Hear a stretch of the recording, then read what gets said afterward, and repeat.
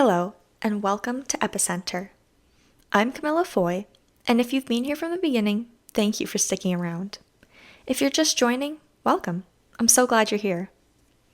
It's been a while since our last episode, a little over a year to be exact. And today, I want to take a moment to reintroduce myself, share where I've been, and where Epi-Center is going from here. I am currently an 18-year-old senior undergraduate psychology student at the University of South Florida. Since the last time I recorded, a lot has changed, not just in life, but in focus. I am now concentrating in forensic and legal psychology, and I'm in the process of applying to graduate schools. As I continue my education, I plan to weave what I am learning into this podcast, especially as it relates to the intersection of law, mental health, and epilepsy. So, why the year-long pause? To be completely honest, starting college was a major transition.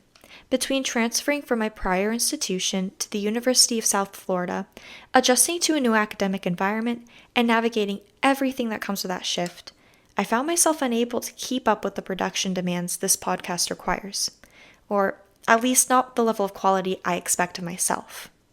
As many of you know, I do not have epilepsy myself.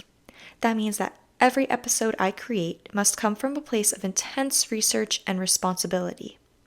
I have always held myself to the standard that information I share must be accurate, empathetic, and most importantly, respectful of the lived experience of those in the epilepsy community. And that takes time. Time to find credible sources. Time to break down medical and psychological terminology into language that anyone, regardless of age, background, or familiarity, can understand. At 16, when I started this podcast, I was driven by passion, but I quickly realized how heavy and important this work really is, and I never wanted to take that lightly. But even during the break, I never stopped caring about this community. If anything, I missed it more than I expected. The stories, the people, the mission, it never left me. So, after a lot of reflection and planning, I found a rhythm that works, and I'm ready to bring Epi-Center back. From here on out, Epi-Center will return with weekly episodes focused on the intersection of epilepsy and mental health.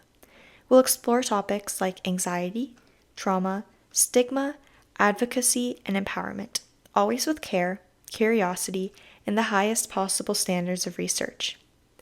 This podcast began because I was inspired by Miles Levine's short film Under the Lights, a story that opened my eyes to what epilepsy really looks like, beyond stereotypes or surface-level knowledge. That inspiration hasn't faded.